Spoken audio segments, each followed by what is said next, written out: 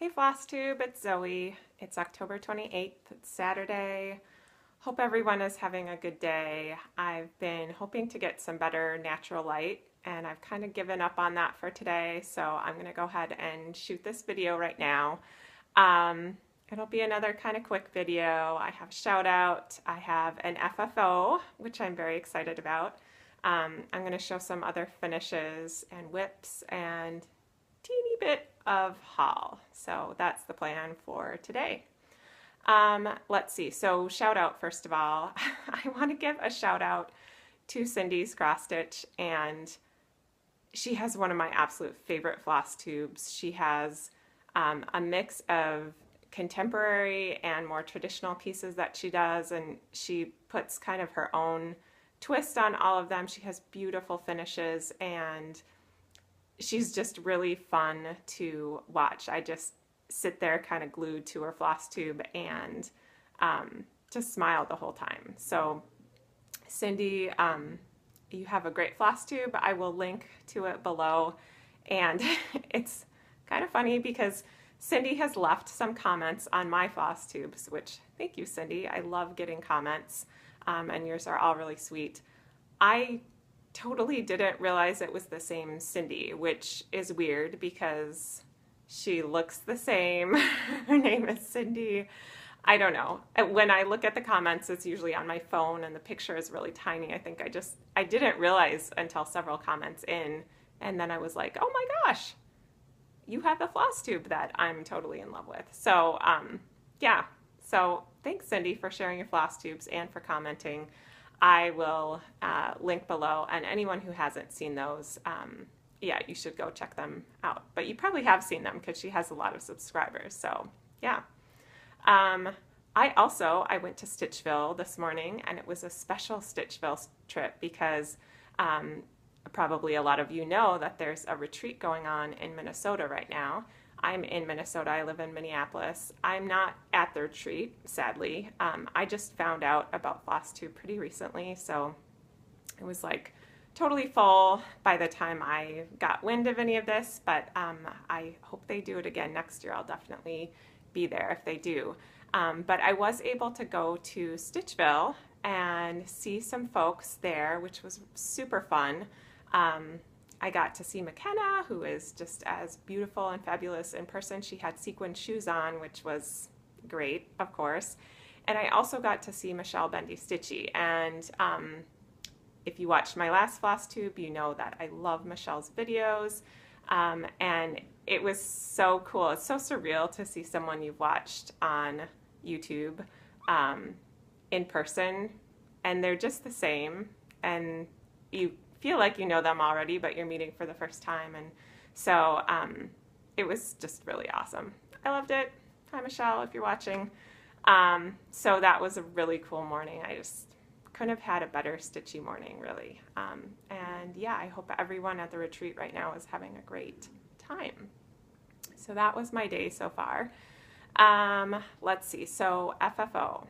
I have an FFO, and this is unusual because I don't have a lot of those, but I think I might do more of them. I don't especially enjoy the process of fully finishing my cross stitch objects. I think I prefer to just stitch, but I don't know. It's really satisfying to get them totally finished, so I might be doing more. So here's my FFO. This is a pattern from the Frosted Pumpkin Stitchery. I will link to the actual pattern. I can't remember what it's called right now, but I will put it in the description. And I did the finish as a little pillow. I'm really happy with how it turned out.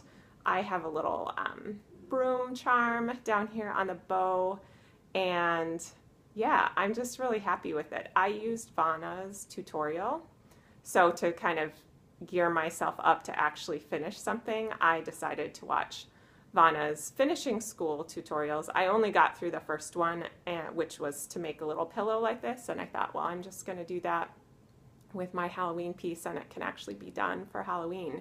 So now I have this up on our mantle behind me, and it makes me happy to look at. She's very cute, and yeah, that was a fun finish. it's funny because I picked out different fabrics for this originally. So I went to Joann and specifically bought the ribbon and the little charm and everything to finish. And the fabrics that I originally picked out were these two, which I liked because they were these really bright, fun Halloween fabrics. And when I got home, I almost felt like they were so bright that they almost took the focus off of the cross stitch, which was what I really wanted people to see. And so I decided that when I finished it, I ended up using fabric, this red fabric and the navy. This is actual Civil War reproduction fabrics that I got at a really nice reproduction fabric shop in Northfield. It was a pack of fat eighths. I have several other colors as well. And I would not have put this fabric with this stitching together originally because the stitching is so modern and contemporary, and the fabric is reproduction fabric from, what, 170 years ago. But I actually really like the kind of eclectic mix that it gives it, and I'm really happy with how it turned out. So yeah, I have an FFO. It's so exciting. So that's that. So then I wanted to show some other finishes, and I'm trying to decide. I want to turn them into FFOs next, and I would love to hear your ideas. I'm leaning towards doing pillows, which I know people, I've heard people on their floss tubes talk about cross stitch pillows, and they're like, oh my gosh, I don't want someone to sit on my cross stitch. I really don't have a hang up about that. Not that it's a hang up. I think it's awesome if you frame your cross stitch, and I can totally understand wanting to keep it, you know, not dirty because you spend a lot of time on it. These are actually for my oldest son, and he likes to, he's 7, he still likes to cuddle with things. And so I think giving him something that he could hug or have on his bed would be really awesome. So the first one, this is, we call this Foxy in my house. This is a modern cross stitch design from a shop on Etsy. It's on 18 count white Aida in the called for colors. It's shown in the Etsy picture in a hoop. That's another way I'm considering finishing this. And actually Cindy in her last video showed a hoop finish that I really liked. So maybe a hoop, maybe a patchwork pillow, maybe framed. Let me know your ideas. What do you think I should do with this one? This is Foxy. And then the other one I have is an owl piece. I was just browsing on Etsy, and my son was sitting next to me, and he saw this and he was like, Mom, can you make that for me? So of course I did. And it wasn't too big either, so it wasn't a huge commitment for me to make. So this is, there are 3 little owls. And again, it's a kind of a circular design, so a hoop would probably make a lot of sense. But again, I'm kind of leaning towards the pillow. I think it would be nice to make them into 2 pillows that could sit on his bed and he could maybe cuddle with. And yeah, I'm not sure. He's 7 now. At some point, I don't think he's going to want this cross stitch in his bedroom, but for right now, he loves it and thinks it's adorable, and I'm totally happy with that. So those are 2 finishes. Those are the next ones that I want to turn into FFOs. I have 2 other finishes. My Christmas trees from last week are done. My fraternal twins here on 2 different fabrics. So here they are.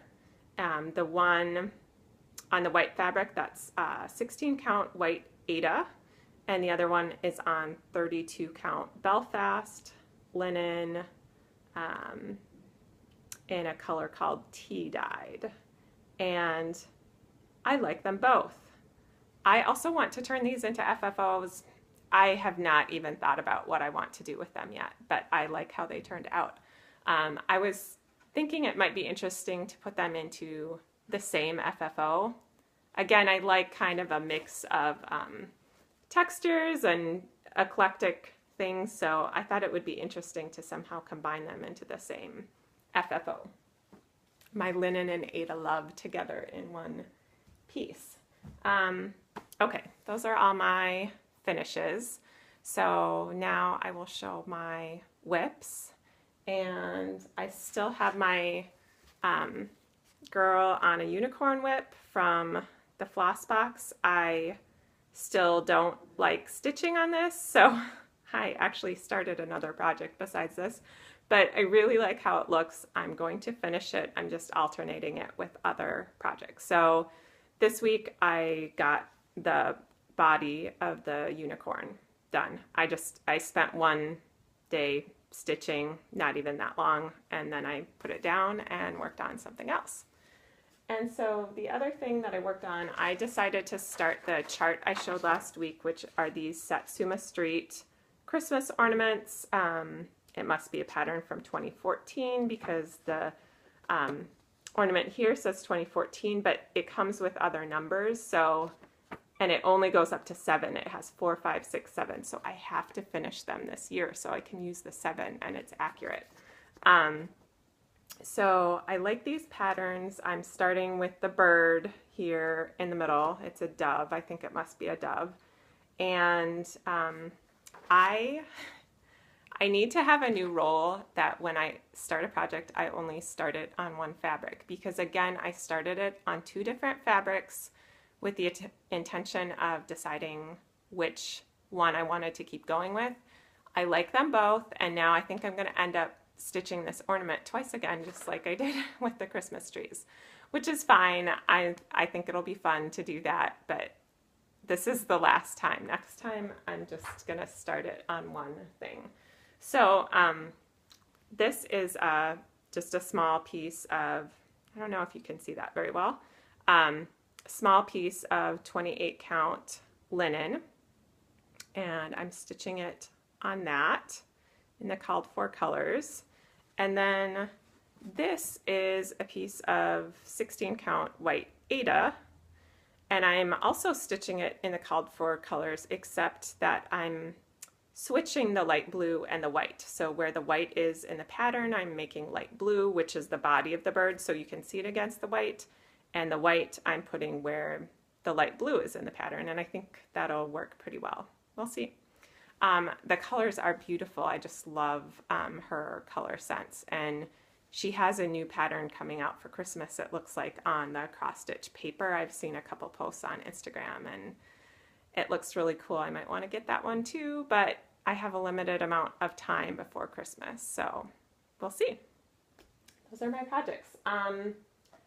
My haul for this week, I bought the floss for the Satsuma Street pattern, which I'm really glad I did. I was thinking about just subbing in similar colors that I had, but then when I picked up the colors at Stitchville that it calls for, they just sing. That sounds so tacky, but they do. So I'm really glad I'm going with the called for colors rather than just subbing in things from my stash. So I got the rest of those flosses, which was probably about 11 of them that I still needed. And then I got this cute little 6-inch Q-snap, which I don't even know if I'm going to use it because I'm stitching this pretty flimsy linen just in hand, but I wanted one, and I wanted to support Stitchville and not just buy a few skeins of DMC floss. So I got it, and I know I'll use it even if not for this project. I know I'll use it in the future. So yeah, that's my haul, and that's everything I have to share today. So I hope everyone has a great week. I had one more thing, but I'm not going to have time, so I will share it next week. Because my phone still cuts out at 15 minutes and I'm getting close. So I hope everyone has a fabulous Halloween. If you're at retreat, have fun at retreat. And yeah, have a great stitchy week. Bye.